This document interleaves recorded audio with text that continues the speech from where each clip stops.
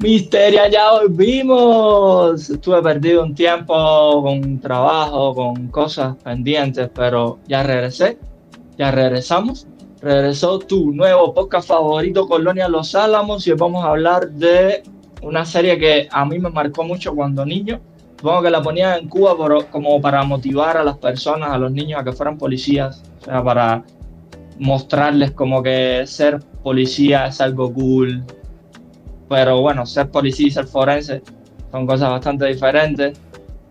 Hoy invité a un experto en ciencias forenses para que nos aclare todas las dudas con la serie de CSI. Sé que CSI es un poquito vieja, las tecnologías son un poquito viejas. Vamos a ver también si todavía las tecnologías que se mostraban en CSI, de Las Vegas sobre todo, que es el que más me gustaba a mí, se usan actualmente.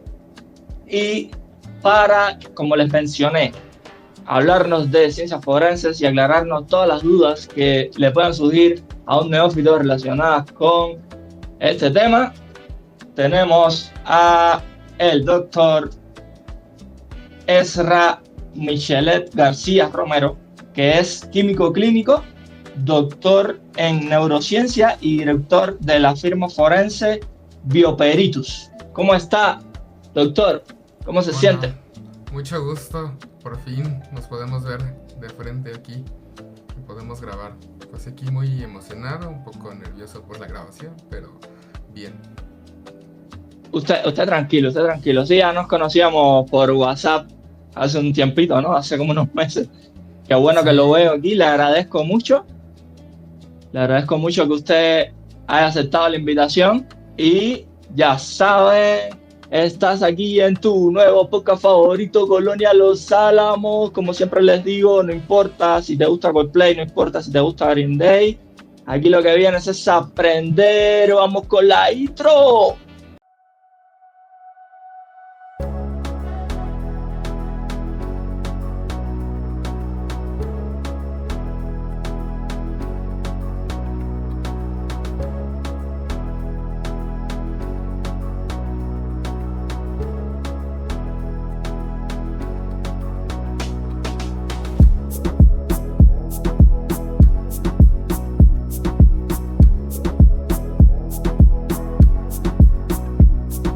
Excelente, doctor Ezra. Le reitero mis agradecimientos y vamos a lo que vinimos. Vamos a hacerle preguntas al doctor relacionadas con ciencias forenses y sobre todo que se derivan de la serie CSI.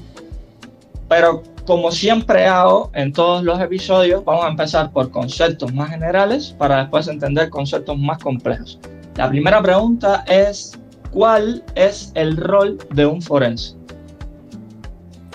ok. Aquí la cuestión de la palabra forense es algo que pues se viene aprendiendo mucho de CSI, como menciona usted. Mi papá y mamá son fans de CSI, Ley y el Orden y todos esos, entonces es lo que más aman. Mi papá estando bien enfermo en el hospital, ahí se ponía a ver todos esos de crímenes y todos viendo, ¿no? Aquí la situación es de que sí, forense está como asociado más hacia un médico forense, que es el que hace la necropsia, revisa, analiza y ve lo del tiempo de muerte. En México tiene un nombre diferente porque la figura jurídica que se tiene en realidad es la de un perito, que es un experto en un área. Entonces tenemos que sí, todos los médicos forenses son peritos, pero no todos los peritos son forenses. Entonces puede haber peritos que se dediquen a distintas áreas. Hay incluso unos que lo solicitan para detalles como un ebanista, ¿no? Ver algo sobre una madera porque necesitan evaluarlo, ¿no?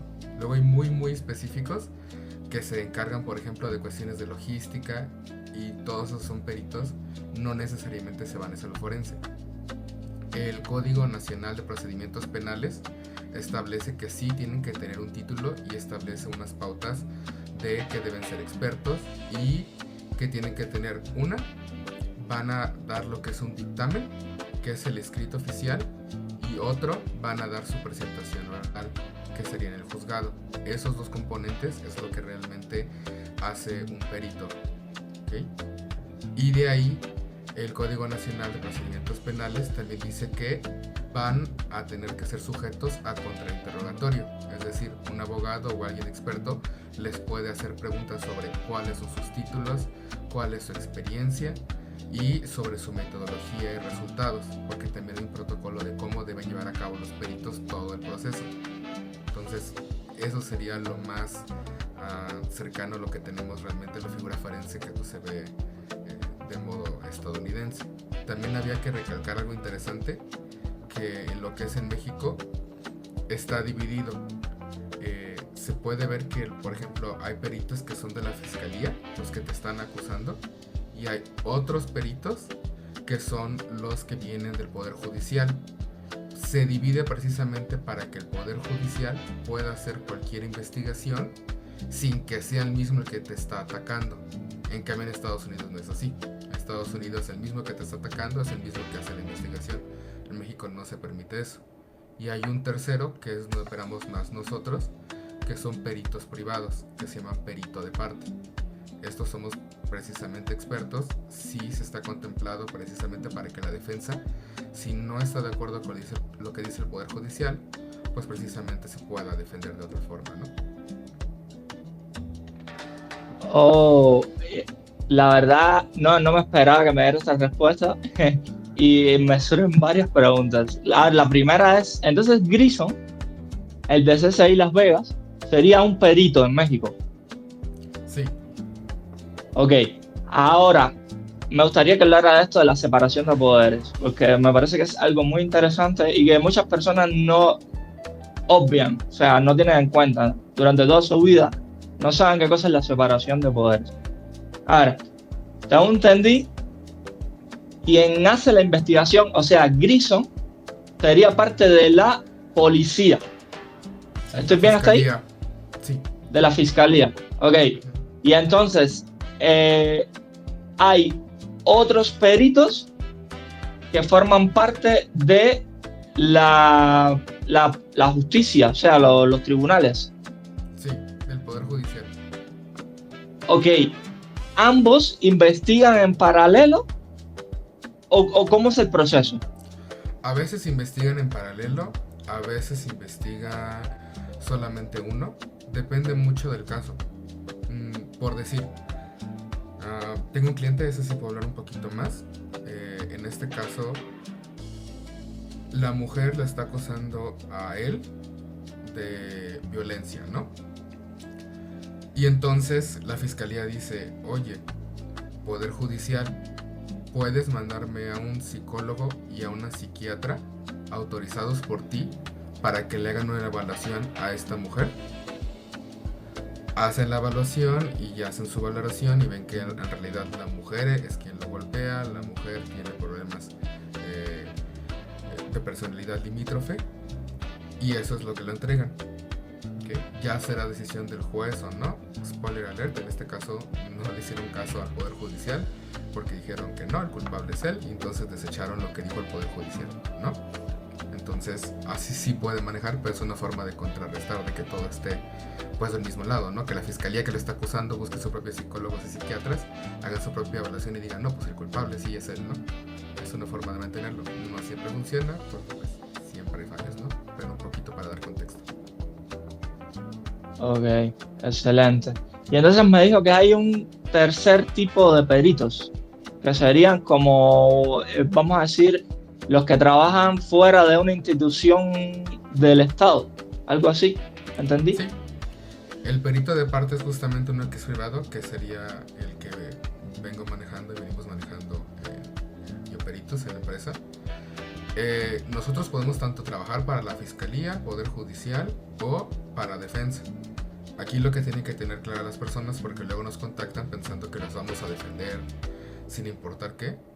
Y no, realmente solamente es para que tengan otra opinión que sea objetiva al respecto, ¿no?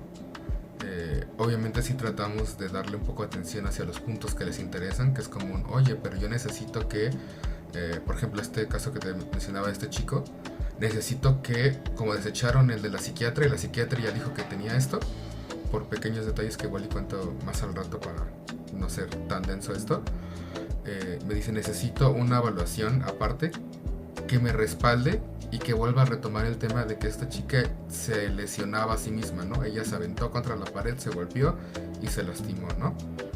Entonces, precisamente eso, vamos a retomar porque ya desecharon a la psiquiatra, entonces necesito otra vez porque esta es mi prueba más importante de que sí hay algo que está diciéndonos que ella solita se agrede, ¿no? Ok, ok, ya estoy entendiendo cómo es la estructura. Ahora que mencionó lo que esperan sus clientes de su empresa o de su grupo de trabajo, supongo que ustedes siguen un código ético o algo así. Sí, realmente ningún perito se va a aventar a mentir por nadie, porque una, es un delito, entonces vas a la cárcel. Dos, con ese delito nunca más vuelves a ejercer, entonces realmente no vale la pena. Y tres, pues tu credibilidad para después, ¿no? Entonces no es algo que vas a hacer. Como te menciono, sí tratas de por lo menos enmarcar lo que te están solicitando el abogado de la defensa.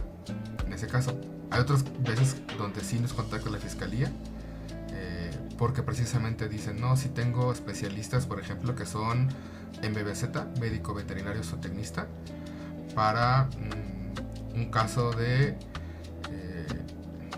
animales, ¿no? En los que están poniéndolos como ropa, los están poniendo como calzado, etcétera.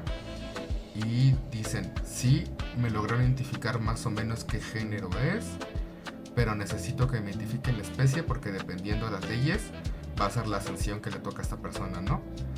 Pero no tienen nadie que les trabaje en esa específica área de biología molecular, en fauna silvestre, y entonces sí solicitan a un perito de parte para que precisamente les haga el estudio o la investigación correspondientes, y sí podemos también trabajar también para la fiscalía. Wow, qué interesante. Sobre, sobre todo, ¿sabes qué me he llevado, no? Es que muchas personas piensan que aquí en México la estructura judicial está a lo loco, ¿eh? Y, o sea, sí hay una estructura.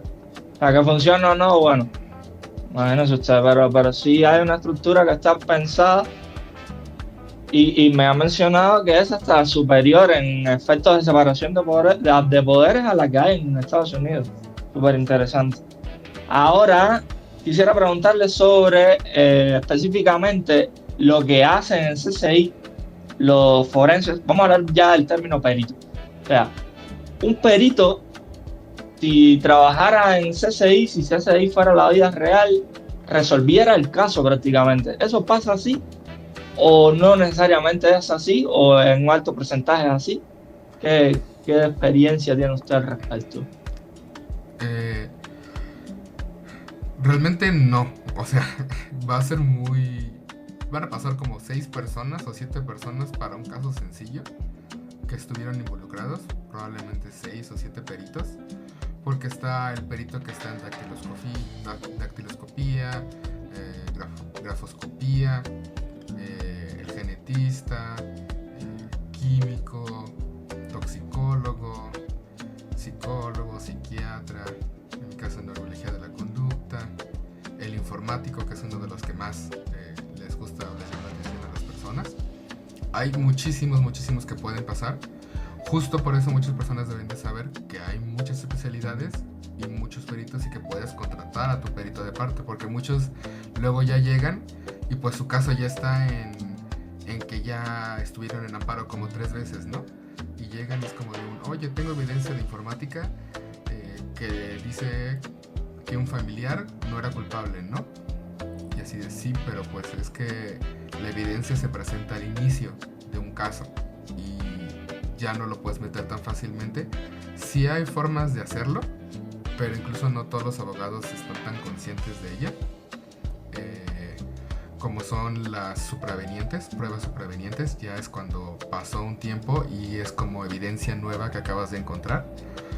Ya sabes, hay formas de meterlo siempre, pero incluso muchos abogados se quedan, ¿cómo? No sé ni qué es eso, ¿no? Y es como de, sí, puedes meterlo todavía después. Y entonces sí hay que saber que tienes que tener todo desde un inicio para tu defensa, para precisamente que todo salga bien. Pero sí hay muchísimos especialistas y entonces tienes que estar buscando justamente al adecuado, ¿no? Entonces no es tan fácil como te lo hace ver si es ahí, ¿no? Eh, a ver, ha mencionado un concepto que creo que no debe tenerlo claro todo el mundo, que es amparo. ¿Me puede hablar de ese concepto? Ah, sí, sería una cuestión de protegerte cuando no estás de acuerdo no se está de acuerdo por algún proceso que se llevó a cabo. Y me mencionó que puedes estar en amparo varias veces. ¿Qué significa eso? Que por ejemplo vas con un amparo, que paro indirecto.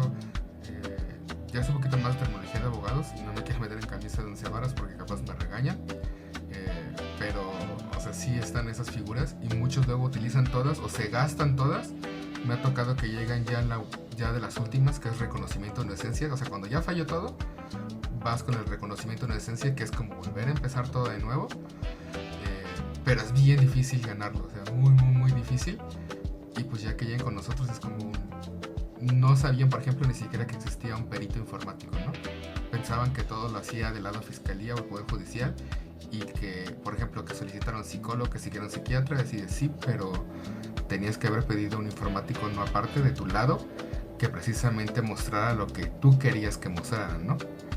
Y muchos abogados dicen, no, se puede hacer después, luego lo metemos, pero no, en realidad eso se tiene que meter desde un inicio. Y el hecho de desconocerlo sí puede hacer que algo que pudo haber sido salir de inmediato, sobre todo porque les tiramos, por ejemplo, a veces la cadena de custodia a fiscalía, ¿no?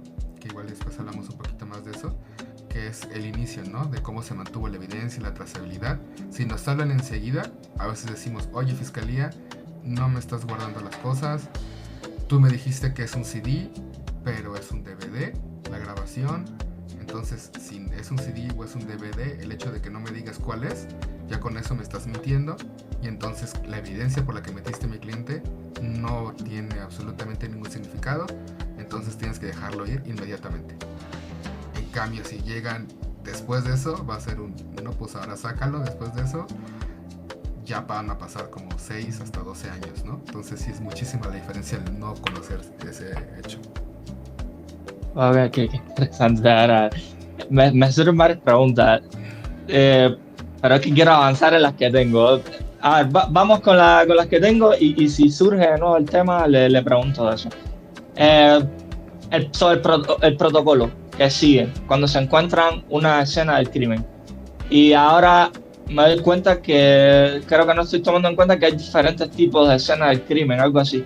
¿Me puede dar algo general y después ir a lo específico? Si quiere, yo le voy preguntando escenas típicas de la serie CSI y usted me va diciendo cómo usted actuaría. Pero vamos a empezar con lo general. ¿Cuál es el protocolo general? Como soy perito de parte, sí te puedo responder más o menos porque obviamente uno toma cursos y todo, pero no estoy directamente relacionado en la escena del crimen porque esos serían justamente los que son peritos pero de fiscalía. Lo que sí se tiene que tomar mucho en cuenta, se empieza desde quién puede tomar la evidencia, ¿no? Llega primero el policía local, ¿no? O la persona que encontró algo, ¿no? Digamos ocurrió un asesinato, ¿no? Sucedió, no sé si lo quieres mutear eso, ¿no? O narro otra cosa para que sea más suave. No, di lo que quieras. Diga lo que quieras. De todas formas, o sea, todavía no es que tenga tantas vistas como para que YouTube se vaya a enterar de que estamos hablando de asesinatos y... No, use todas las palabras que quiera y todos los términos que usted quiera. Bueno, en este caso entonces sucede en la escena del crimen, que, bueno, vamos a llamar la escena del crimen de forma más fácil, realmente tienen otros nombres técnicos, pero no vamos a meternos a eso, ¿no? Y entonces llega el policía. El policía lo único que debería de hacer es alejar a las personas, acordonar el área. No debe tocar absolutamente nada. Muchas veces agarran, recolectan la muestra y pues se la quieren dar al perito. Mire, perito, ya se lo guardé, ¿no? A partir de ahí, lo que es la cadena de custodia, que es justamente la cadena de custodia, mejor lo menciono una vez, que es mantener la trazabilidad de la muestra, es decir, que se encuentre en condiciones adecuadas y que se sepa de qué color va a ser, cómo se tomó en tal lugar, de ahí pasó a la mano de quién, se firmó y todo eso, se tiene que llevar siempre. El 90% de los casos se caen precisamente porque no se toma bien la cadena de custodia. Y muchas de esas veces es porque un policía agarra, toma la muestra cuando no debía haberlo hecho. Esto es importante sobre todo para la defensa de alguien, porque si ven un policía que está justamente manipulando la evidencia, a partir de ahí ya no se puede hacer nada con eso. No se nulifica, en México se permite que todavía se proceda, pero realmente sí se puede impugnar, es decir, puedes criticarlo y muy probablemente ya no se va a sostener en la corte, ¿no? Esa es una forma más fáciles de ganar tu caso, ¿no? Entonces, por si alguien se quiere defender, realmente esa es una forma. Quienes lo deben de hacer, sí está muy marcado que tiene que ser o un perito, lo puede hacer policía de investigación, lo puede ser Sedena, Sedemar, todas esas instituciones, el MP también lo puede hacer, pero los demás no. Entonces hay muchísimos que luego están involucrados y no pueden estar pasando. Realmente, por ejemplo, si estamos en, digamos que sucedió en un avión, ¿no? Que eso sí ha pasado en México, y de repente, pues como es algo muy sonado, llega presidente, ¿no? Llega presidente y quiere pasar. Bueno, no va a firmar porque pues es el presidente, ¿no? ¿Quién le va a pedir que firme algo? Pues entonces la persona que está a cargo tiene que pedir que entonces firme por el presidente de que estuvo ahí, y también su salida, ¿no? Entrada y salida. Igual como perito también se tiene que firmar entrada y se tiene que firmar salida. Uno, si estamos del lado contrario, que es la defensa, podemos precisamente argumentar, oye, firmaron entrada, firmaron salida. Si no vemos que habían firmado y sabemos que alguien más entró a la escena, entonces pues eso también va justamente pues en contra, ¿no? Entonces no sé si quieras seguir con una pregunta más para ir caminando más hacia donde quieras ir. Solo tengo un cuestionamiento. Me dijo que los primeros que pueden entrar a la escena del crimen a tomar muestras son los peritos del Poder Judicial, ¿no? Sí, ¿hasta ahí? Debería ser fiscalía, pero a veces es más probable que llegue o policía de investigación, MP u otros, ¿no? Dependiendo, por ejemplo, si es cuestiones de drogas y todo eso, puede que sea militar, y entonces pueden ser ellos los primeros. Pero incluso en esos tipos de casos, a veces hay muestras que ellos no deberían de tomar porque son muestras sensibles, y también es un lado por donde se les puede criticar la cadena de custodia. Legalmente lo pueden hacer todos ellos, incluso una persona que esté pasando, que sea civil, no esté involucrada, sí lo puede hacer, por ejemplo, que sea algo que se puede perder, ¿no? Que se va a ir por el agua, ¿no? Una muestra, el cuchillo, ¿no? Se va a ir y lo va a agarrar, o sea, sí técnicamente lo puede hacer, pero sí afecta al caso, ¿no? Sí se tiene contemplado en los casos precisamente donde se pueda perder el indicio principal. Pero entonces, ¿usted no cree que hay una especie de desbalance? O sea, si quien te va a acusar, el acusador es el primero que llega y es el primero que se lleva las muestras, y me dijo que las muestras que se toman en cuenta, o sea, las evidencias que se toman en cuenta solo son las que se meten al principio, al inicio del caso. Entonces, ahí no cree que hay una especie de desbalance. Sí, pero lo que sucede, por ejemplo, sobre todo muestras que son saliva, bueno, muestras que se utilizan más para genética o toxicología, se hace un doble o 3 hisopados, ¿no? Es decir, se toma 1, 2, 3 hisopos de la misma muestra y se deja precisamente la segunda para que la contraparte pueda hacer su análisis. Entonces es la forma de que sí lo toman ellos, pero tienen que tener como de más para que los demás se puedan analizar. O incluso la misma muestra, si se puede, lo puede revisar. Entonces uno va como perito de parte y le dice, oye, quiero volver a revisar cómo se hizo. Y entonces es ok, voy, nada más veo cómo lo están haciendo. Obviamente no digo si lo están haciendo bien o mal, nada más noto lo que estén haciendo básicamente mal. Y a la hora, pues precisamente de que ya está el juicio, uno dice, pero hiciste mal esto, hiciste mal lo otro, no mantuviste la refrigeración, no estuviste al pendiente de cuál era la temperatura durante el trayecto.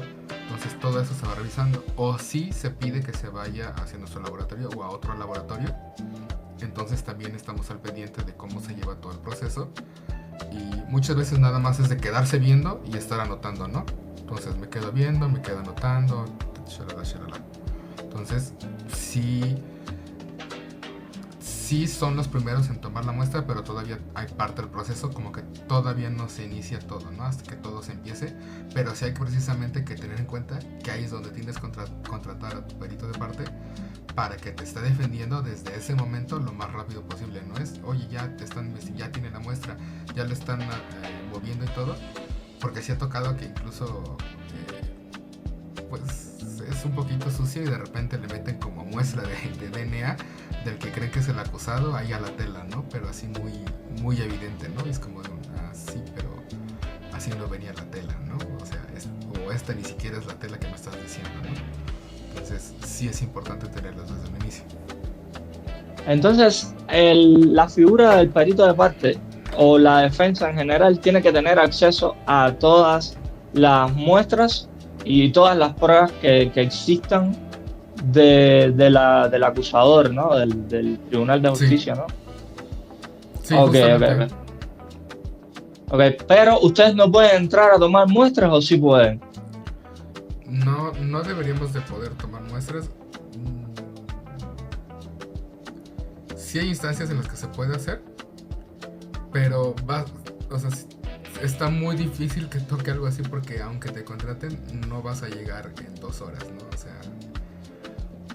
sea, tampoco es tan rápido porque realmente te contactan cuánto es, que el anticipo, que tal. Entonces pues, generalmente lo vas asignando para diferentes días, ¿no? Entonces realmente en la práctica no sucede. Sí podrías, pero tendría que ser alguien que te esté buscando así de inmediato y sea un caso que sí va a tardar muchos días, ¿no? Como por ejemplo los de fauna silvestre. Ahí sí podría ser porque pues son, no sé, muestras, 350 muestras, no van a terminar en un día, ¿no? Ahí sí puedes estar tú revisando.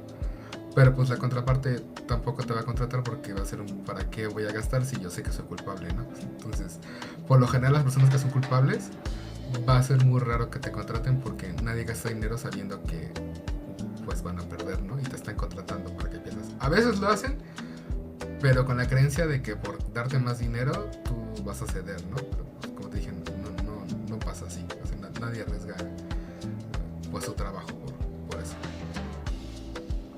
Vaya, pero ustedes deberían pensar en otro modelo de negocio como una especie de suscripción o algo de eso para que ya estén a mano ya ustedes contratados, ¿no? Algo así. O no se podría. De hecho lo estaba pensando, que se debería tener como ya un paquete inicial. Como creo que luego tienen algunos abogados, que es como de ya te voy pagando al mes siempre y cuando te necesite tienes que estar ahí rápido, ¿no? Sí, lo he pensado, dije creo que a mucha gente le serviría. Sobre todo los de informática, porque como luego son circuitos cerrados de las 24 horas, o 48, ya no me acuerdo ahorita. Pero hay unos sí que son de 24, pero son más largos, y entonces es de, pero ya no extrajiste todo, y luego no saben cómo pedirlo, ¿no? Incluso los abogados luego no saben cómo pedir la evidencia, y es como, oye, pues tú eres el abogado, ¿no? Tú tendrías que saber cómo pedirlo, y mientras no lo supiste pedir, y la empresa que tenía el video, pues ya no te lo entregó a tiempo, y ya se borró toda la evidencia, ¿no? Y esa era con la que sería libre tu cliente. Sí, o una especie de modelo así de como de seguro de peritaje, algo así, para que ustedes estén a la mano. O sea, supongo que hay empresas que con frecuencia se metan en temas de litigios, ¿no? Legales, ¿no? Sí, hay unas, por ejemplo, que ya trabajan con otras compañías de informática forense, por ejemplo. Esas sí suelen tener como convenios. No creo que me puedan decir okay. Pero sí hay varias que son famosas y ya tienen en México como sus convenios con empresas de peritaje informático que también hacen seguridad y hacking ético, ¿no? Entonces las tienen revisando todo el tiempo.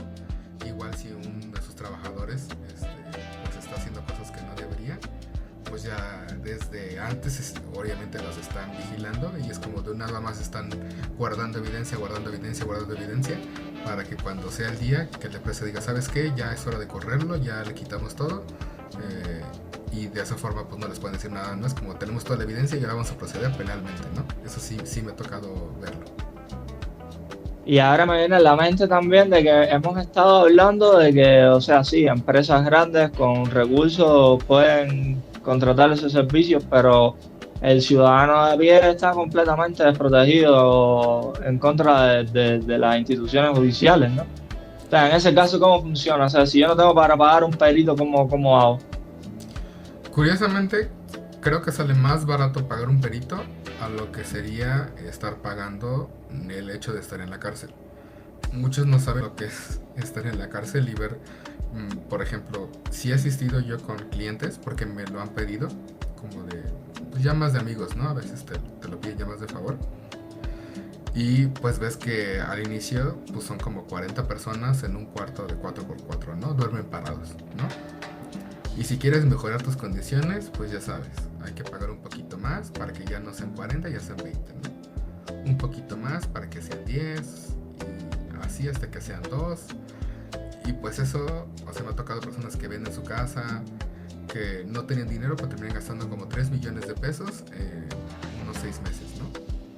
Entonces, tú dices, bueno, pero si hubieras contratado al perito que, ok, sí sale caro, y caro me refiero, entre comillas, unos 15,000 pesos, dependiendo del servicio. Con los 15,000 te hubieras ahorrado pues esos 3 millones de pesos, ¿no? O sea, también depende cómo lo veo. Porque uno dice, no, es que la cárcel, no, que se aguante, no tantito en la cárcel. Sí me ha tocado ver unos que dicen, que se aguante. Y dije, bueno, como ustedes vean, ¿no? Pero ya después es, sí, pero ahora ya va a estar más difícil defenderlo. Ya pasó tiempo. Ya de aquí va a ser apelar, va a ser muy difícil ganar todo el resto del juicio. Vamos a tener que hacer como que se encontró nueva evidencia y entonces pues ahí el abogado tiene que moverse más y pues no valía la pena, ¿no? Y aparte la comida que te dan gratis pues en la cárcel no es comestible, o sea, realmente no hay forma de que lo puedas comer. Obviamente pues sabemos cómo son las condiciones, es incomible, y tienes que estarle pagando protección, comida, traslados, porque pues luego los golpean y entonces pides como traslado hacia otra celda, y eso también se paga, y pues los traslados creo que están en 10,000 pesos. Luego también para pasar a la cárcel, uno dice, ay, pues es rápido, ¿no? De aquí a que pueda pasar la familia a la cárcel, si se paga por dentro, pagan 500 pesos por cada vez que vayan, ¿no? Si se paga por fuera, tienes que pagar 1,000 pesos. Más aparte, por cada persona o policía que vayas pasando, pues tienes que pagar tus 10 pesos, tus 30 pesitos, que si le vas a pasar comida y no te quiere dejar pasar, aunque sí sea comida que puedan pasar, porque pues así es la situación en México, ¿no? Es pues unos 300 pesitos. Entonces, si vas haciendo cuentas, pues los 15,000 ya te los gastaste en menos de un mes, ¿no? Porque quiso pasar la mamá, el papá, y ya nada más, ¿no? Y pasarle comida para que pueda sobrevivir. Más aparte lo que cuesta el traslado porque lo están golpeando en ese lugar, pues ya fueron 10,000, ¿no? Entonces, te pudiste haber evitado todo eso también. Ok, lo entiendo. A ver, me gustaría seguir con las preguntas que tengo, pero es que ahora me ha surgido algo relacionado con estilo de vida, con ideología de vida. La pregunta es, según su experiencia, o sea, porque uno que está fuera lo siente como que eso es algo como lejano, algo utópico. Pero usted que está dentro, que vive día a día, cómo le sucede a personas que se meten en algún tema legal y terminan en la cárcel, quisiera que usted me dijera desde su experiencia cuál es la probabilidad de caer en la cárcel para un ser humano común. Súper fácil, súper fácil. La mayoría de los que están en la cárcel... Me podría dar, o sea, del 1 al 100, ¿no? En por ciento, ¿qué probabilidad hay? No tendría Cuantitativo, ¿eh? el dato exacto, sino lo fácil que sería, te lo podría dar mejor como un ejemplo. Ok. Por ejemplo, el 90% se considera inocente de los que fueron juzgados, ¿no? Y la mayoría fueron precisamente por testigos. Esa es la prueba más fuerte que tienen, ¿no? Y pues sabemos que realmente testigos no es una prueba que sea muy dura. Y muchos casos que me tocó ver han sido precisamente según fueron por violencia familiar, ¿no? Que el hombre le golpeó a la mujer Y en muchos, desafortunadamente, sí me ha tocado ver que la mujer simplemente ha pedido que quiere dinero, no estaba feliz con la situación y lo quieren castigar, ¿no? O se quieren quedar con la casa, se quieren quedar con detalles. Y no estoy diciendo una forma de misoginia, en realidad yo cuando empecé esto yo pensé que era al revés completamente, pero me ha tocado ver muchos casos donde hay pruebas, ¿no? Donde hay videos, grabaciones, audios, o sea, material de psicología, de psiquiatría, pruebas muy muy duras que refutan lo que está sucediendo. Y para decirte, de 10 casos, 10 me ha tocado ver que no es cierto. Entonces, sobre todo en informática, es bien común de que la forma fácil de deshacerse del hombre es, le voy a decir que me golpeó o que abusó de niño o lo que sea. Y cuando revisas las pruebas te quedas, pero es que hay videos, ¿no? Demostrando que no fue así, hay muchísimas evidencias, ¿no? Y hay varias abogadas que dicen lo mismo, dicen es que incluso que fueron de la fiscalía y se quedan, es que no puede ser esta situación, o sea, realmente te acusan y ya, y como en México se acepta muy fácilmente el testimonio, pues de aquí a que resuelven y empiezan tu caso ya pasó un año, ¿no? Entonces, y con todo y evidencias, luego sí es muy difícil, justo por lo que te decía, porque luego empiezan a meter las evidencias, pero ya después del primer acto, ¿no? Entonces, pues sí, si no lo metes al inicio, sí es muy probablemente que te quedes desde el inicio, de aquí a que empiece el proceso. Y una vez estando en el proceso, pues van a buscar sacarte todo el dinero posible. Así funciona esto. Con lo que acaba de decir, creo que estaría bueno una reflexión, pero no sé si usted se quiera desuscribir de lo que voy a decir ahora mismo. O sea, le voy a dar la oportunidad. Cuando lo diga, usted le voy a decir, se desuscribe. O sea, el consejo que yo daría aquí es escojan bien a su pareja, ¿no? O sea, tómense su tiempo, conozcan bien a la persona, por presión social no se empaten con la primera loca que aparece, porque es algo que te puede llevar a la cárcel, como usted ha mencionado. Entonces, sí. Tiene su momento para suscribirse de lo que acaba de decir. No, es que es verdad, como sea, aunque lo diga y aunque lo he dicho a otras personas, es como de pues no me van a hacer caso, entonces pues aquí estamos para apoyar en ese caso, ¿no? Como tener la evidencia. Y pues sí, o sea, luego a veces es mucho el amor y dices, no va a pasar, no creo, me ama, y pues a veces es también tener un poquito de inteligencia y por lo menos quédate con la evidencia, ¿no? Y ten un poquito de amor propio y aviéntate. Realmente lo digo en este sentido porque muchos que tienen todas las de ganar desde un inicio les hablan bonito de no, mira, ya no va a pasar nada, vamos a seguir juntos y lo que sea. Ellos quitan su caso, que están iniciando ellos primero, o sea, lo están haciendo todo bien, están iniciándolo todo ellos, y de repente ya cuando bajaron la guardia, quitan la demanda, viene pues la pareja y mete la suya, ¿no? Pero como ellos ya quitaron la suya, quien la tiene de ganar es la otra persona. Entonces son tácticas muy frecuentemente utilizadas que los mismos abogados pues les dan a las mujeres, ¿no? O sea, sí hay una fuerte defensa que sí es necesaria en México, o sea, es obvio que es necesario defender a las mujeres y por todo lo que hay histórico, pero pues también hay que ver que pues muchos hombres se tienen que cuidar. Por eso te decía que es muy muy fácil realmente quedar, porque sobre todo una de las pruebas que más se utilizan es el de testigo, y el 90% de los que son inocentes, bueno, de los casos que empiezan son inocentes y tienen que ver mayoritariamente por esta situación, ¿no? Ok. Y bueno, o sea, terminamos el tema aquí, para que esto no parezca un podcast de culto a la misoginia, cuando en realidad no lo es, pero Sí. Las personas a veces se van por el lado más de los cristalitos, ¿no? Solo quisiera terminar con la reflexión de que estar solo está buenísimo, que nadie te va a querer más que tú mismo y nadie te va a consentir mejor que tú mismo. Tómate tu tiempo para encontrar a la persona correcta y, como dije anteriormente, no te vayas con la primera opción.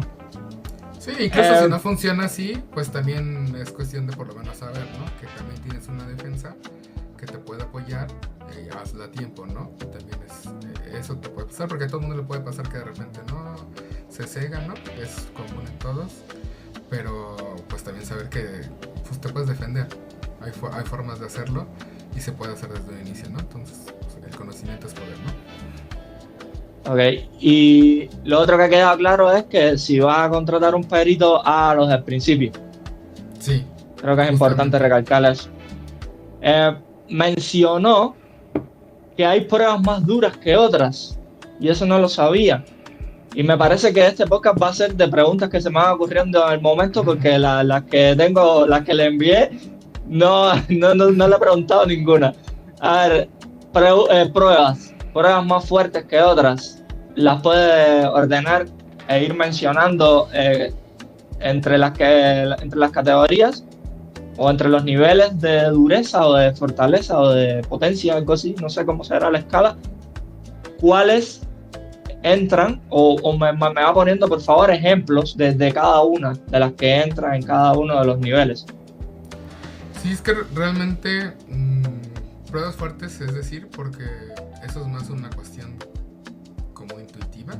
Sí hay unas partes en el derecho, pero ahí hay un abogado que podrá decir muchísimo mejor, que sí toman más en cuenta que otra, ¿no? Obviamente, pues testigo sí está por debajo de casi básicamente todas las demás.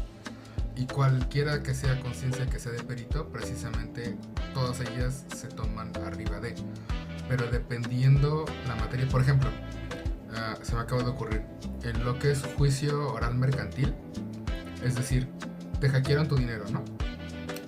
Tú agarraste, te metiste en una página que parecía ser Bancomer, Banorte, Banamex, lo que sea, ¿no? Metiste tus credenciales, metiste toda la información y resulta que era falsa, ¿no? El clásico espejo. Entonces era igualita, idéntica, se parecía, todo bien, metiste y enviaste dinero, ¿no? Ya se lo quedó a alguien más. ¿Ok? Para ese caso, por ejemplo, lo que es la prueba de perito informática forense, esa es la prueba máxima para ese tipo de casos. En el juicio oral mercantil. Es la prueba de oro. Entonces, si tú puedes con tu perito informático probar de que fue algo que tú no hiciste, ya. Y como en ese caso la prueba recae en que el banco es el que tiene que proporcionarla, va a ser bien difícil que el banco pueda realmente proporcionarla. Muchos creen que no, que el banco las tiene todas. Es muy fácil que el banco no tenga ese tipo de prueba ni pueda comprobarlo, precisamente porque tiene tantos datos sensibles que no puede entregar esa prueba como debería de ser. Y ahí el perito informático es quien es ley. No vas a meter pruebas de testigos. No es que yo lo vi, ¿no? No es que tengo una grabación de audio donde yo estaba haciendo esto. Tengo una grabación de video. No. Son otro tipo de pruebas que requiere que justamente la maneja el perito informático. En esa sería la prueba que ya se ha establecido que sí sería la dominante, ¿no? En las pruebas de asesinato, por ejemplo, pues obviamente va a ser una más fuerte, una de genética, ¿no?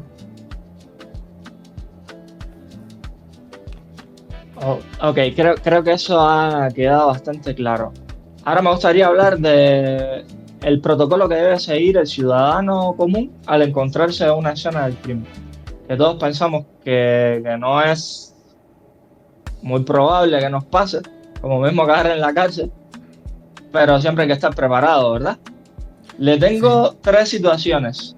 Una escena en el tránsito, una escena en un sitio público y una escena en tu domicilio. ¿Qué debería hacer un ciudadano común al encontrarse con cualquiera de ese tipo de escenas del crimen?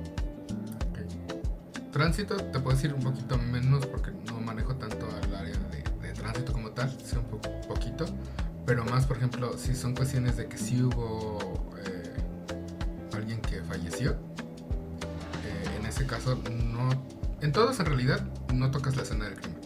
Lo que haces es, incluso intentas que las personas se alejen, nadie esté cerca, llamas al 911, no tocas nada.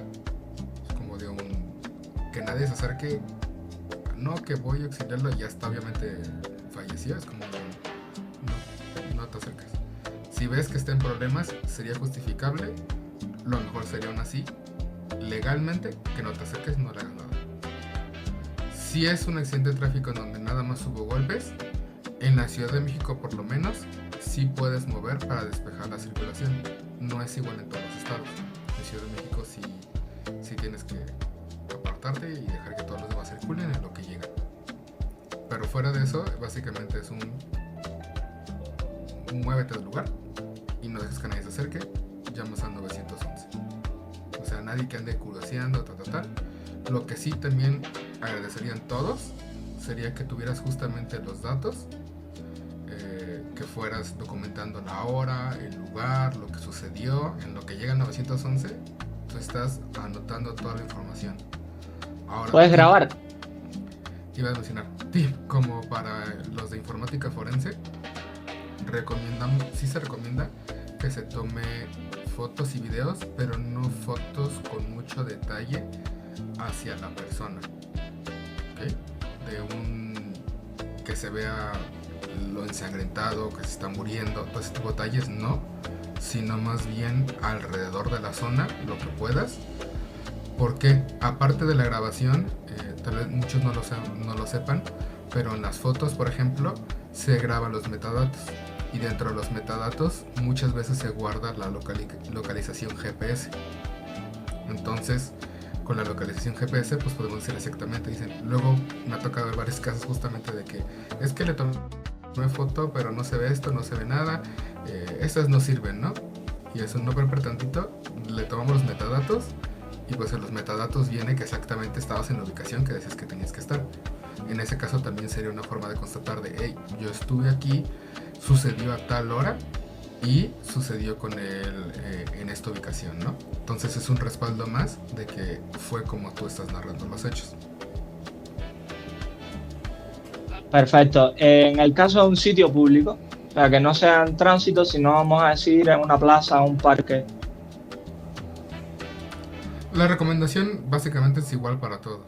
O sea, si eres una persona que sucedió esto, es un aléjate. No, porque vemos muchos que de repente quieren ayudar, ¿no? Y es que yo soy estudiante de enfermería, ¿no? Sucedió por aquí, cerca de Xochimilco, uno que tuvo un ataque cardíaco y lo querían ayudar, ¿no? Y pero tú no tienes cédula, ¿no? Entonces puedes decir, no, pues es que tienes que salvar a la persona. Sí, pero sin cédula la ley te puede decir que tú fuiste la culpable de su muerte, ¿no? Justamente porque no estás capacitada para hacerlo. Entonces, si quieres ayudar, qué bueno que tengas en el corazón hacerlo.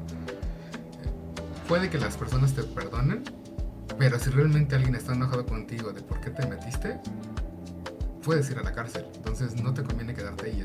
Si le está en ataque cardíaco, me voy hacia ver quién más lo puede ayudar. Trato de mantener el área despejada, que no haya nadie cerca, y si puedo hasta cordono, ¿no? Que no haya nadie.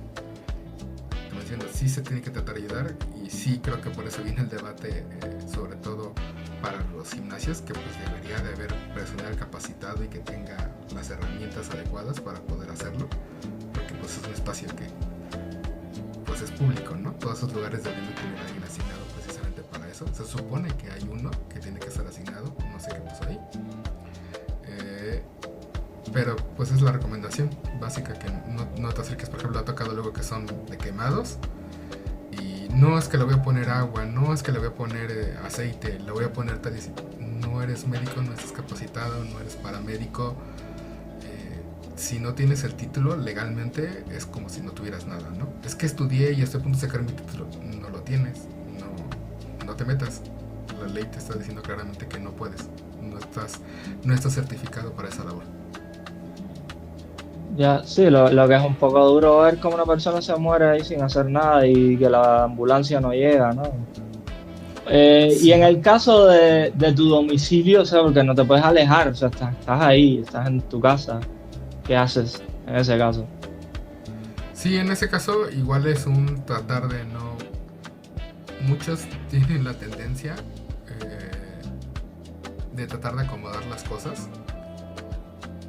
yo creo que por el mismo shock de lo que sucede, es como es que se cayó esto, se rompió tal, no voy a mover el florero porque al tener ataque cardíaco o algo, o al cortarse, o cuando se cayó de la escalera, tiró tal cosa, no, voy a acomodar esto, voy a acomodar lo otro. Es como un instinto que tienen muchos y es un no lo hagas.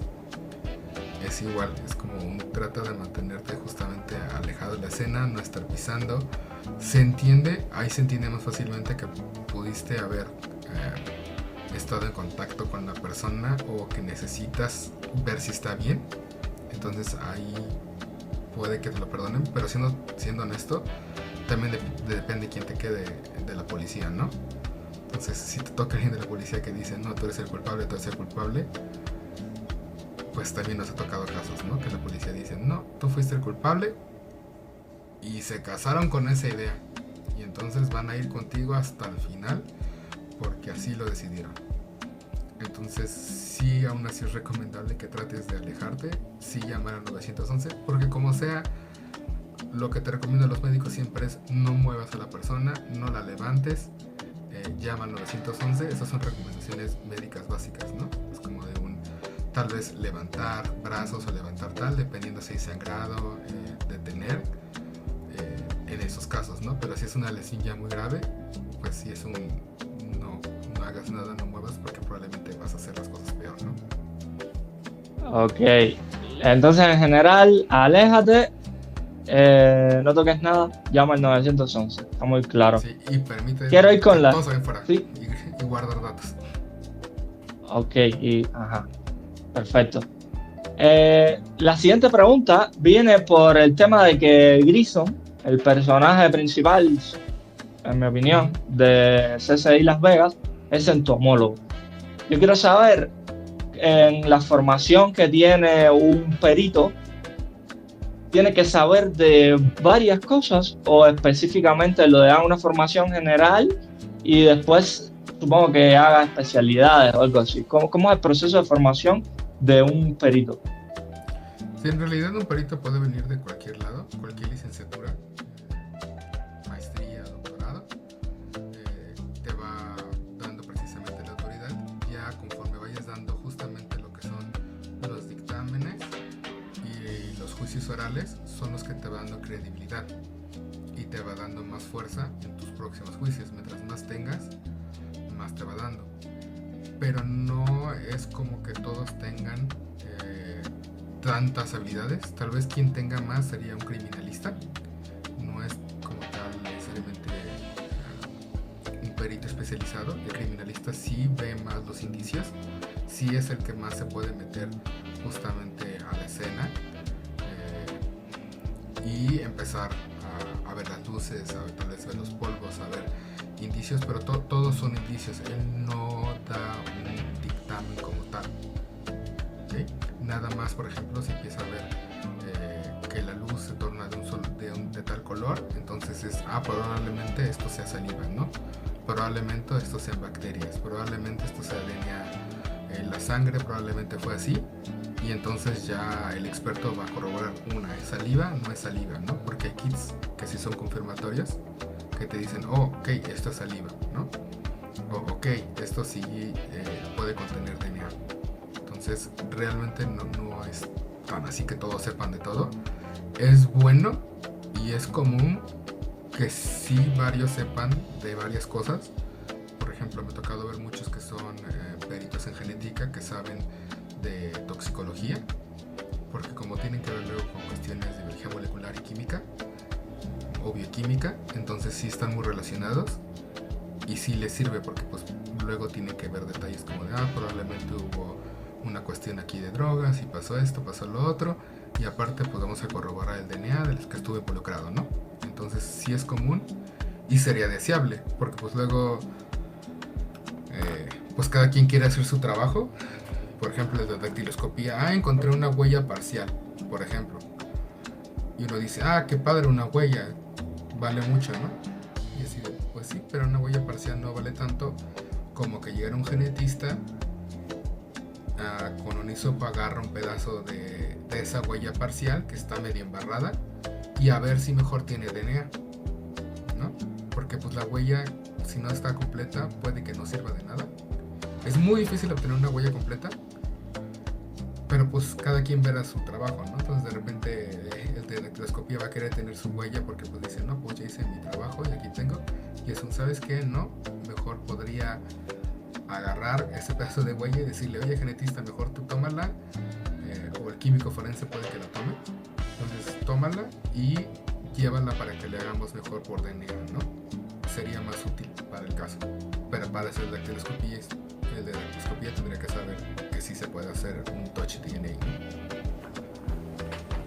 Entonces, un criminalista y un perito son figuras diferentes, con funciones diferentes. Porque cuando me mencionó perito pensé que todo englobaba todo criminalista y criminología, ¿no? No, ¿cuál es la función de cada uno? Sí, en perito puede ser que haya un perito en química forense, por ejemplo, puede dedicarse, el químico forense, por ejemplo, también tiene muchísimas funciones, que puede ser que vea cuestiones tanto químicas, que tienen las sustancias, si tiene fibras, cuestiones de drogas, muchos trabajan también la cuestión de genética, entonces sí tiene una más amplia gama y sería como lo más parecido a lo que hacen en CSI. Pero por ejemplo, ya en la cuestión de la víctima, eso nada más el médico forense realmente puede estar haciendo eso. Sobre todo casos de abuso sexual, aunque tenga muestra de DNA dentro la persona, no puede ser más que el médico forense el que pueda tomar la muestra. Así nada más va a tomar la muestra, no va a hacer absolutamente nada más. Solamente es el único designado que lo puede hacer. Los demás no, porque aparte te pueden... si sobre está viva la persona, que pues te pueden demandar. No es legal. Y a ver, es un proceso dinámico, porque veo que hay tantas figuras diferentes ahí que siento como que se entorpecería un poco unas con otras, ¿no? Porque en CSI, claro, todo es serie televisiva y dinamismo. ¿Cómo sería un proceso real? Me está dando la impresión como que es un poco lento, ¿no? Sí, pues en CSI son como 2 horas, ¿no? Que hacen todo. Y en estos procesos, o sea, luego son como 2 meses, 3 meses de investigación, ¿no? Dependiendo del perfil, o por ejemplo, los famosos cuartos rojos, ¿no? Que pues todo está lleno de sangre, manchas de sangre por todos lados y es más de una persona. Y entonces es tener que andar viendo cuáles son las muestras de sangre que vas a tomar en cuenta, ¿no? Es así de, pues literalmente el cuarto está bañado en sangre y restos. Y entonces es un, ok, y ahora de dónde tomo la muestra, me tira que va a ser por cada centímetro cuadrado, ¿no? No va a llegar con 1000 muestras. Hay unos que luego quieren llegar así con 1000 muestras, como de no, o sea, no voy a procesar esto, es demasiado. Y pues va a ser imposible y carísimo, ¿no? Entonces, sí es un proceso muy dinámico. Y también por eso también es muy importante justo la cadena de custodia. Y por eso la fiscalía tiene que cuidarlo más que nadie. A ver, según tengo entendido, por su explicación, un perito es, o sea, la figura de perito es como un título que recibe alguien que se dedica a la investigación de casos. Puede venir de varias formaciones, pero, por ejemplo, químico forense sería una carrera. Una persona que estudia química forense. Química, por ejemplo, en mi caso, como química clínica y con un diplomado en química forense. Entonces, eso ya te está habilitando, pero tienes que tener tu título de química. Puede ser ingeniero químico, dependiendo. Lo más importante es justamente el hecho de que sepas y de que tengas trayectoria haciendo los dictámenes, ¿no? Eso es lo que realmente te pide la autoridad. Y, por ejemplo, criminalista sería otra carrera que puede terminar siendo un perito también. Sí, pueden de repente los criminalistas estudiar y hacer, por ejemplo, diplomados o así, dependiendo, y ya pueden ir haciendo diferentes áreas. Y el médico forense es una persona que estudió medicina, pero específicamente llevada al tema forense. ¿Estoy bien hasta ahí? Medicina, y tienen que tener una especialidad en forense o medicina legal. Ok, ya me queda claro, Me gustaría hablar ahora de las las tecnologías que usted usa. O sea, le menciona a Ericsson que siempre saca nuevos juguetes. O sea, en la época de CCI Las Vegas estaban siendo un poco desactualizadas esas tecnologías, pero supongo que las que usted use sean mucho más pro todavía, algo mucho más tecnológico, mucho más avanzado. ¿Me puede hablar de sus juguetes favoritos por excelencia? Sobre todo, quisiera que me mencionaras de la lámpara, esta, de ultravioleta, supongo, que sirve para encontrar rastro de todo en CCI. También me gustaría que me aclarara eso, si realmente es tan útil. Y sobre los polvos para tomar huellas digitales. ¿De qué están compuestos esos polvos? Si todavía se usan, si se usa otra tecnología. Y de la tecnología que me quiera mencionar, o sea, de la que a usted se le ocurra, de la que a usted más le guste usar, use el criterio que usted entienda. Sí, realmente que haya avanzado muchísimo, muchísimo. Tal vez más en cuestión de DNA. Pero sobre todo al inicio, lo que son los indicios, lo que se ha hecho es que hay cada vez más kits comerciales. Se divide básicamente en los que son presuntivos y los que son confirmatorios. Es decir, yo presumo que tal vez sea saliva, porque por ejemplo utilizamos algo como esto, ¿no? Una luz UV que, pues no sé, veo en mi boca y no sé si se alcanza a ver un poco o no. Pero por decir, no sé, se ve sus dientes como azules y la lengua como rosa, magenta, algo así. ajá, ¿Qué se debería ver? como naranja más o menos. Entonces esta luz, Yo bueno, soy pues un no. poco, yo soy un poco daltónico, ¿para qué lo voy a mentir? En este caso nada más es pues, para enseñarle. Esta es una luz especial, no es la luz normal de 390, es de 365 nanómetros. Hay de diferentes tipos, dependiendo de lo que uno esté buscando. Entonces van a dar diferente coloración. Hay un caso de un asesino en serie famoso en México, no voy a decir muchos detalles, pero sí es famoso, que justamente la forma en que identificaron fue usando primero una de estas luces. Estaba un químico forense revisando uno de los cuerpos y de repente notó lo que sería saliva, que se ve como blanquecina, como un brillo blanco porque está reflejando la luz. Y dependiendo, porque tienen varios filtros, hay unos que son más complejos que otros. Luego bacterias, por ejemplo, en el caso que traté de enseñar en mi lengua, se ven luego como naranja. Y luego esas bacterias pueden quedar puestas en la piel, ¿no? Entonces este asesino en serie tenía la tendencia de lamer a sus víctimas. Nadie se había dado cuenta hasta que utilizaron la luz y dijo, creo que esto es saliva, creo que estas son bacterias y muy probablemente esto tenga DNA. Entonces justamente utilizando la luz, revisó, se toman los varios hisopados, unos para revisar si es saliva, como te menciono, lo que cambió fue el kit, por ejemplo, y ya hay un kit donde lo metes y inmediatamente te está diciendo, hey, sí, definitivamente esto es saliva, ¿no? Tratas de conservar la mayoría de la muestra para DNA, es ok, consideramos que sí es saliva, entonces definitivamente eso tiene que ir para DNA, el resto, y ya aunque el otro perito se quede sin nada, pero por lo menos confirmamos que es saliva, ¿no? Ya lo que nos pueden argumentar es el DNA, pero hay que tratar de conseguir el DNA. Y ya el DNA lo lograron conseguir y así es como dieron con la persona, ¿no? Que por cierto luego hay detalles, pero igual después en la plática, bien interesantes de cómo agarraron al Golden State Killer, pero fue por sus familiares, no fue por él, pero usando justamente DNA.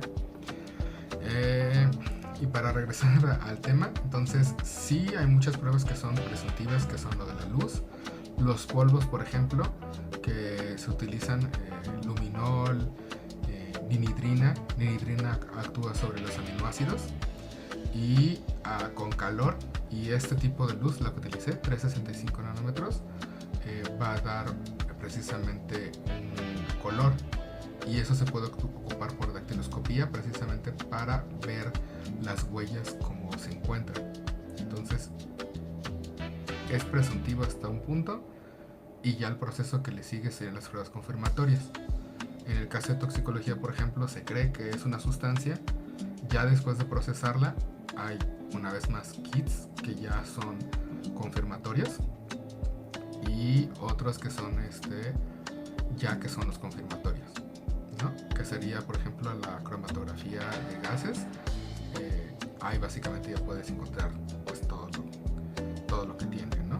Con la cromatografía de gases revisas. Hay unos, por ejemplo, más nuevos, mucho más caros, como el Raman, que ese ya es una que sí llevas en campo e identificas lo que tengas ya en campo.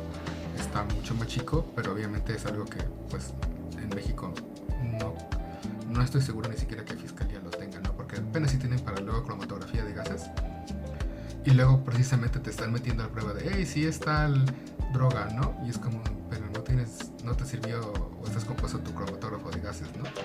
Y metiste una prueba presuntiva, ¿no? La famosa que aparece en alerta aeropuerto, ¿no? Que salió azul. Y así, sí, pero puede salir azul por un montón de cosas. Pero los perros deciden, sí, pero los perros son prueba presuntiva y a veces pueden bajar hasta 65% su sensibilidad, ¿no? Entonces es pues sí, ninguna de esas es válida. Entonces no me hiciste con cromatógrafo de gases, pues tu prueba es igual a nada, ¿no? Ha mencionado técnicas espectroscópicas y bueno, esto sería creo que un poco más técnico para Sí. un público más especializado, pero me gustaría que mencionara las técnicas espectroscópicas que normalmente usan. Me mencionó cromatografía de gases y Raman. O sea, los equipos Raman con los que estoy relacionado son cosas bastante robustas. Me Ajá. mencionó que tienen uno que como portátil, algo así, Sí. ¿no? Sí, lo estaba apenas viendo porque estaba queriendo cotizarlo. Nada más que cuando vi el precio dije, bueno, muchas gracias. Luego investigaré más al respecto. Pero no, dije, no, por ahorita la de cromatografía de gases, creo que, pues, lo demás sería tenerla como por lujo, la verdad. No sería de utilidad. Pero incluso cromatografía de gases hay muchas veces en los que la fiscalía no tiene para eso. Y entonces puedes solicitarlo justamente a un perito de parte porque no tienen habilitado eso. Y muchos químicos, porque los están presionando, sobre todo lo que es el tema de drogas, como luego son muy sonados, los apresuran y hacen otras pruebas en lugar de utilizar las pruebas que deberían utilizar. Y entonces fiscalía ahí se atora, y aparte porque le solicitan de acuerdo a la ley que sean 2 pruebas confirmatorias las que tienen que salir positivas. Entonces tienen el kit, que eso es lo que usualmente tienen, y por lo general utilizan cromatografía de gases. Son como que sus 2 pruebas confirmatorias. Hay un listado de cuáles son las aprobadas y pues a veces no pueden entregar las 2, y justamente si tienen un perito del otro lado que esté interrogándolos y que sepa, no interrogándolos, pero que sepa y tenga el metaperitaje, que es justamente el peritaje que va en contra de lo que hizo el otro, y ahí empieza a decir, pues necesitas 2, si no tienes 2 tu prueba no sirve para nada, ¿no? Y tú si tienes el cromatógrafo de gases, dices, ¿sabes qué? Pues le hice una prueba en cabello, que cabello es lo que más dura, y pues en cabello me salió negativo, ¿no? Cromatografía de gases. Y le hice con kit o en un ensayo y también me salió negativo. Entonces yo tengo pruebas confirmatorias 2 diciendo que no, y tú tienes una diciendo que sí. ¿Quién gana? Pues gana la parte contraria, ¿no? ¿Qué tipo de muestras analizan normalmente? Supongo que orgánicas, ¿no? Sí, pues que depende del caso, porque pues si me dices de cuestiones de informática, pues va a ser cosas diferentes, ¿no? Pero de cuestiones biológicas, que es lo que manejamos realmente, me ha tocado incluso tela, por ejemplo. Me ha tocado casos curiosos, por ejemplo, donde me piden... Una persona pensó que su empleada doméstica le estaba haciendo brujería, y entonces quería comprobarlo para poder despedirla, ¿no? Para mí era más fácil decir, ¿sabes qué? No confío en ti, pues adiós, ¿no? Muchas gracias y nos vemos, ¿no? Pero insistí en que quería saber, le dije, o sea, sí podemos averiguar directamente, no se debería que traer la fibra, y pues podemos hacerle con cromatografía de gases, ¿no? Y revisar, digo, pero le va a salir mucho más caro que tan solo despedirla, ¿no? No es que soy cristiana y no quiero despedirla por... Bueno, ok, pues se puede hacer, se le puede hacer la cromatografía. No, y aparte quiero revisar las huellas. Y le dije, pero entonces, ¿qué quiere, no? Porque si quiere huellas, el mismo que se utiliza para huellas destruye los compuestos químicos, y entonces no voy a saber qué es lo que tenemos. O quiere huellas, o quiere saber qué contenía. No, que quiero saber también si tenía unas semillas y de qué origen eran, ¿no? Para saber qué tipo de brujería me estaba haciendo. Pero entonces, ahí es justo donde hablábamos, ¿no? Se divide el tipo de experiencia. Entonces va a querer dactiloscopía, va a querer una prueba química o va a querer una prueba de botánica, ¿no? Entonces, dependiendo de eso va a ser, ¿no? Y pues estaba buscando la forma de hacerlo. Entonces, sí puede variar mucho dependiendo. Lo ideal supongo que sería tener el kit completo, tener infrarrojo, tener ramas, tener eh, ¿cómo se llama? El de masas. Ahora se me olvidó. Tener equipo de difracción de rayos X, tener... resonancia magnética nuclear, etcétera, ¿no? Ajá, tenerlo todo, pero bueno. En México no existe un laboratorio así con todo el kit de espectroscopía, ¿verdad? Dedicado a la ciencia forense. No creo, la verdad. Estoy diciendo no creo porque mi respuesta sería no. Pero digo no creo porque tal vez hay alguien que sí lo tenga y yo estoy mintiendo. Pero pues nada más, pues difracción de rayos X, pues sí va a estar medio difícil que alguien tenga difracción de rayos X para cuestión forense, ¿no? Claro. Sí, no, es que eso lo tienen los institutos de universidades de prestigio y la mayoría pública, ¿no? Espectrómetro de masas es el que el que no me acordaba. Que es súper bueno para determinar composición, sobre todo. Vamos a la siguiente pregunta. Decir que luego se pueden derivar, por ejemplo, hacia la UNAM, que es lo más común. Cuando ya ¿se puede hacer eso? Sí, cuando es muy especializado. Por ejemplo, en fauna silvestre no hay como 2 o 3 que realmente pueden hacer lo que serían pruebas muy especializadas. Entonces, muchos se derivan a la UNAM, a veces se envían a Corea, que es mucho más barato que la UNAM, la verdad. Pero pues esas son las opciones, ¿no? O sea, sí se pueden enviar a otros lugares, pero que justo tengan validación internacional. Obviamente los costos pues suben muchísimo más, pero sí son opcionales. O por ejemplo en balística, cuando está muy debatido, entonces sí utilizar estos microscopios. Ahorita me recuerdas el microscopio electrónico de barrido. Sí, claro, para ver a más detalle la deformación, supongo, de la bala o algo así, ¿no? Sí, porque luego dicen, no, es que sí tiene el compuesto, y así de, bueno, es que podría tenerlo, pero, o sea, el compuesto que genera a la bala, digo, pero pues luego son un montón de balas los que dispararon y puede haber sido un montón de cohetes, entonces la proporción que tiene es como, no es tan fácil como decir, ¿sabes qué? Lo veo en microscópico y esto fue una bala, ¿no? O sea, esto es pólvora de una bala, porque pues también varía, ¿no? En balística. Pero pues ya con el microscopio electrónico de barrido es como, ya no hay discusión, fácil. Pero hasta donde yo sé, lo último que revisé hace unos meses, nadie tenía un microscopio electrónico de barrido para revisarte justamente eso, ¿no? ¿Pero qué era lo que quería? ¿Qué necesitaba específicamente? Para saber si tenía pólvora de una bala en las manos de una persona. Y luego también querían saber la concentración, que pues eso es algo que es muy común que lo pidan, pero no se puede saber la concentración realmente de cuánto, ¿no?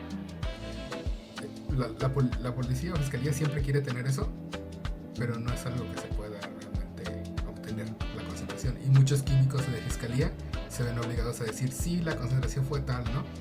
Y es donde muchas veces el caso se les cae. Si es que tienen alguien de contraparte que sabe del tema, eso no puede saber la concentración porque no hay forma, puede variar. O sea, hay muchas cosas que pueden hacer que cambien, ¿no? El ambiente, detalles. Entonces, sí, también es un tema muy complejo. Bueno, para concentraciones, la técnica espectroscópica que más se usa es una que se llama XPS. O sea, yo siento que ahí hay una brecha. O sea, es que yo siempre estoy insistiendo en que la ciencia mexicana tiene muy poco conexión con la industria.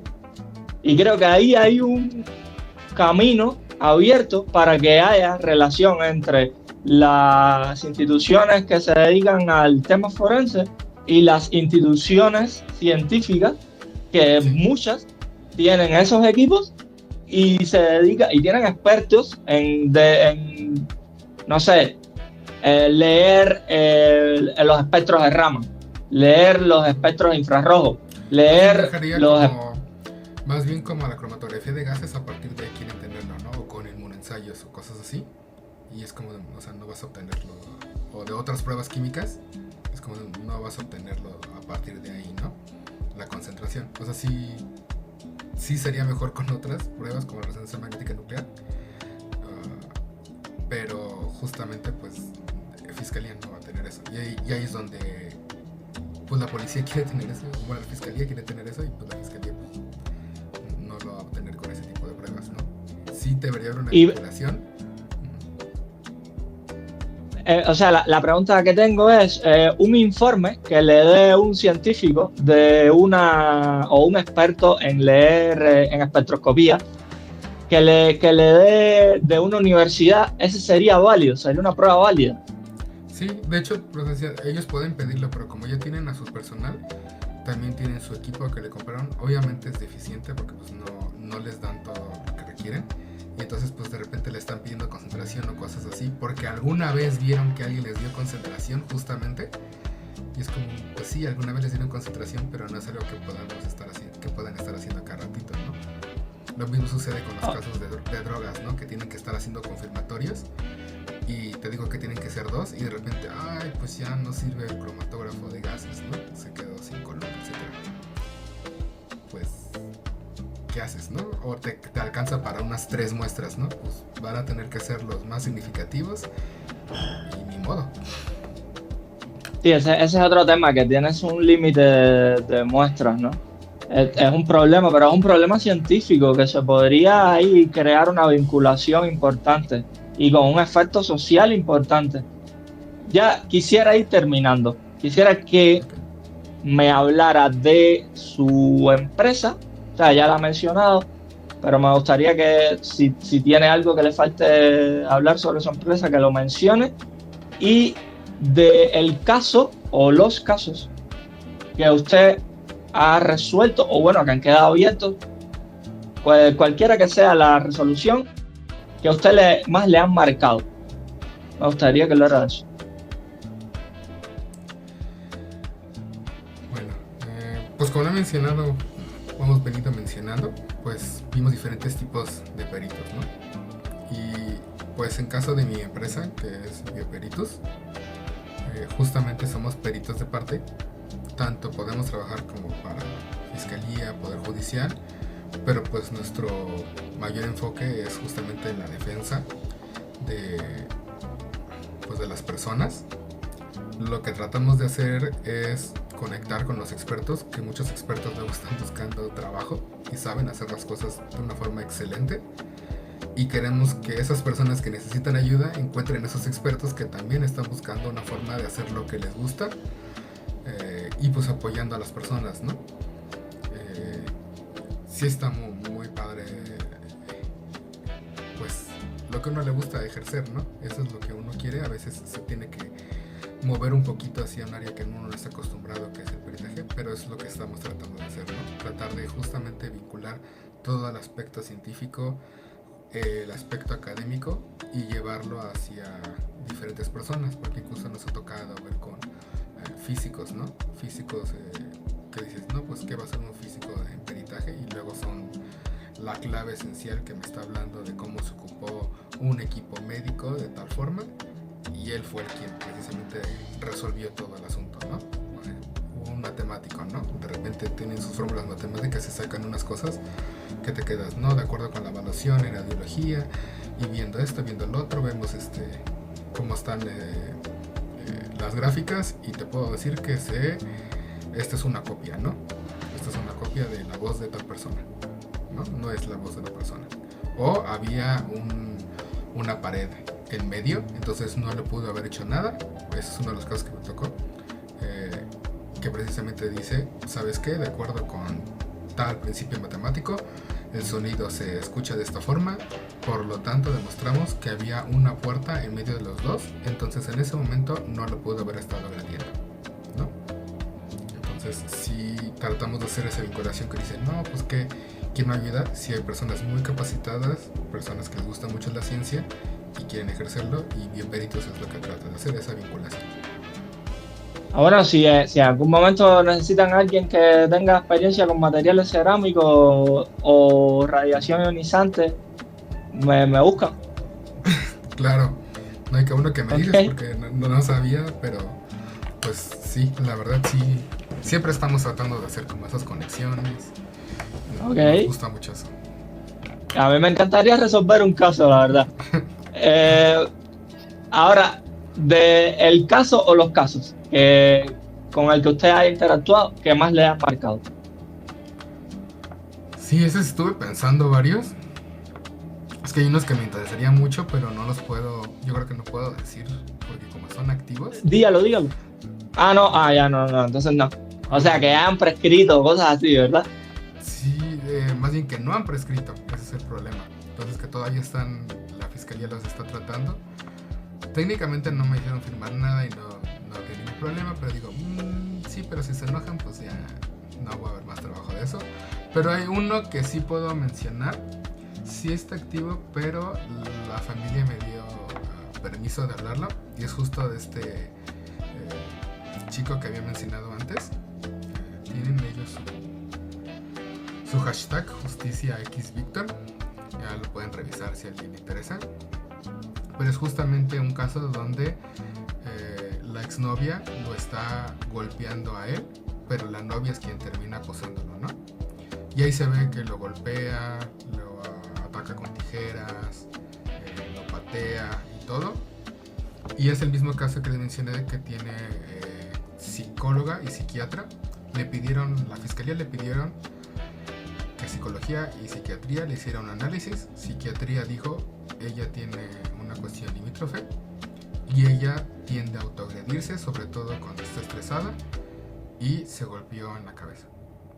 Lo desestimaron por el simple hecho de decir, ¿sabes qué? Pues sí te lo pedimos, pero te lo pedimos cuando el crimen tenía una categoría, el crimen cambió de categoría, y como el objetivo no es el mismo, porque antes era violación y después lo cambiamos a intento de feminicidio o feminicidio en grado de tentativa, así se maneja, y tú pusiste tu objetivo que era para violación, entonces tu dictamen ya no sirve para nada y no cuenta, a pesar de que le hizo la evaluación psiquiátrica, a pesar de todo lo que hizo, por el hecho de que dentro del objetivo estaba explícitamente violación, lo desestimaron completamente.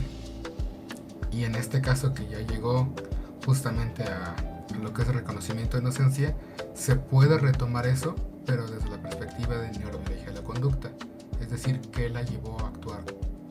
Y podemos utilizar los datos de la psicóloga, los datos de la psiquiatra, y volverlos a interpretar, pero pues ahora más bien con un enfoque de neurobiología, de que está embarazada, qué significan sus cuestiones hormonales. Tampoco vamos a decir que todas las personas embarazadas van a agredir, ¿no? Pero una persona embarazada con una cuestión limítrofe, con una cuestión de ansiedad, con aparte problemas de alcoholismo, etcétera, etcétera, etcétera, pues se va sumando precisamente, y lo que realmente estamos haciendo simplemente es retomar lo que ya se había dicho y volverlo a ponerlo de vista, pero ahora poniendo como objetivo el revisar justamente en caso de feminicidio en grado de tentativa, ¿no? Entonces uno de los casos que ahorita me tiene más pues interesado, porque pues tanto tiene videos, tiene audios, tiene todo tipo de evidencia, y aún así cada vez le dan más tiempo, más tiempo, más tiempo, y pues está interesante saber de que se puede volver a retomar, pero dándole un poquito más de vuelta, ¿no? Que muchos son así desestimados por detalles tan chiquitos que es en serio que no le hicieron caso por esto, que el juez dijo que no porque no, y pues tratas de darle justamente ese reenfoque,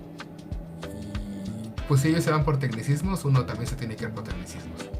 Entonces también en la parte científica hay que ver muchos detalles de la parte legal y tratar de hacer como el cerrarlo, ¿no? Como pues tú tienes que hacer esto, como lo que te decía, por ejemplo, también el juicio oral mercantil.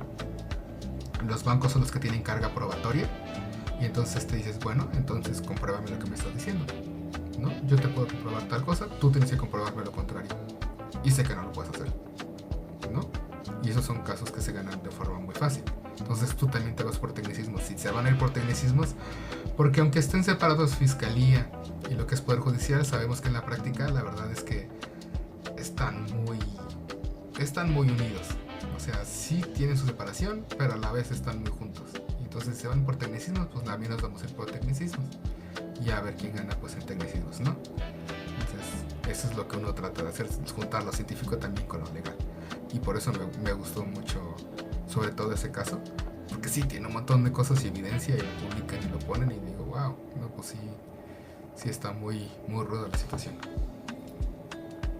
Y tienen que usar temas de lógica también ustedes, ¿no? Y temas también filosóficos. Es un trabajo súper... Bueno, en CCI se ve que es algo súper excitante ahí, es como una aventura cada día, ¿no? ¿Es así también como en CCI? Sí, la verdad es que luego es mucho quebrarte la cabeza porque dices, ya tengo esto manejado todo, ¿no? Y de repente es, no, pero por ahí no puedo ocupar esto. No, tampoco puedo ocuparlo así. Tienes que buscar como la forma. Pues lo que te dije ahorita en neurobiología de la conducta es como, no, pues conseguimos otro psiquiatra. Y no, pero se lo van a tirar porque ya tienen un psiquiátrico y dijeron que no servía. Le damos un psicológico, no. Bueno, entonces pues vamos por neurobiología de la conducta. No es como de no me estás diciendo, yo dijiste que esos dos no. Entonces pues me voy por otro que no me has dicho que no. Pero realmente voy a retomar lo mismo que ya está dicho por un psiquiatra. Yo no puedo dar un diagnóstico porque no soy psiquiatra, pero sí puedo tomar el diagnóstico de un psiquiatra para reinterpretar lo que se está diciendo. La ley no dice que no se puede hacer, ¿no? Entonces hay muchos detalles técnicos que justo sí se requiere mucho de cuestión de ciencia, pero también se requiere mucho de cómo le hacemos para irme por la zona gris y para hacer las preguntas que son las relevantes. Muchos en los dictámenes se tiene que poner un cuestionario y tienes que hacer que la parte contraria esté de acuerdo con tu mismo cuestionario, al punto que ellos mismos te den la razón a lo que te estás diciendo. Entonces es muy emocionante estar pensando, ¿cómo le hago para que el contrario tenga que admitir que está de acuerdo conmigo?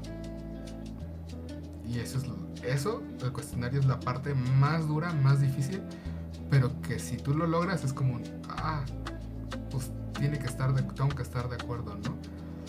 Con él, porque si no va a parecer que yo soy el que está mintiendo y pues la credibilidad del otro perito la pones a prueba, ¿no? Pues ya, lo pones en jaque. Entonces es la forma de pensarlo que es muy interesante, porque pues no estamos tanto para resolver casos, sí estamos para buscar la verdad, ¿no? Pero siempre dicen, hay una verdad que es una verdad jurídica y pues la otra verdad que la que todos conocemos, ¿no? Pero lo que interesa en este caso es la verdad jurídica, ¿no? Queremos llegar a judicialmente qué es lo que está pasando, ¿no? Es como una especie de partida de ajedrez, ¿no? Qué interesante. No sé si es porque ya lleva tiempo que no hacía un episodio o porque todo lo que me ha hablado me ha parecido extremadamente interesante. Se me ha ido el tiempo rapidísimo. Y le agradezco, le reitero el agradecimiento y le reitero también la oferta. O sea, cuando necesiten a alguien con mi perfil, no duden en preguntar. Sí, claro, si me lo envías, súper lo checo y si me cae algo, te lo envío. Excelente, lo envío a mi CV. Perfecto. Entonces, llegamos ya al final, lastimosamente. Estaría hablando con ustedes un día entero, pero no vamos a hacer un podcast de un día entero. Hemos llegado al final y como siempre hago, le cedo la palabra al invitado para que se despida como lo determine. Tiene usted el tiempo final del podcast, doctor Ezra, para decir lo que usted desee. Bueno, primero que nada, gracias por el espacio. La verdad ha sido muy entretenido y pues me gusta que se pueda dar la exposición, sobre todo esto de conectar, que a veces parece que están muy separadas la cuestión legal con la cuestión de la ciencia y realmente no saben lo útil y lo necesario que es que científicos que ya tienen sobre todo trayectoria se metan en esta área, porque muchos piensan que no sé cómo lo voy a hacer, no sé nada legal, incluso pueden acercar a nosotros, les apoyamos en esa parte, tenemos personas de confianza, también abogados que puedan apoyar y hacer esta combinación para que sigan haciendo lo que les gusta y que pueda tener provecho para muchas personas que en verdad lo necesitan, muchísimas personas que lo requieren y que pueden ser, la verdad, la diferencia entre la libertad y pues quedarse en prisión, muchos casos. Muchas veces también puede ser perder dinero, perder su patrimonio. Estar en la cárcel, la verdad, es de lo más horrible. Por las veces que he ido, es realmente algo desesperante. Ves la corrupción en el máximo nivel, realmente te dan ganas de llorar. Ves a las personas como están, ves a todo el mundo contándote sus historias. No es un ambiente que sí es muy fuerte. Es difícil para las familias y llegas a entender por qué muchas familias dejan de visitar a sus familiares que están en la cárcel, porque para ellos también puede ser humillante el empezar a entrar, el tener que estar pagando todo el tiempo por todo. Y pues un científico realmente puede dejarte fuera, y es lo que tratamos de hacer, que todos obtengan beneficios.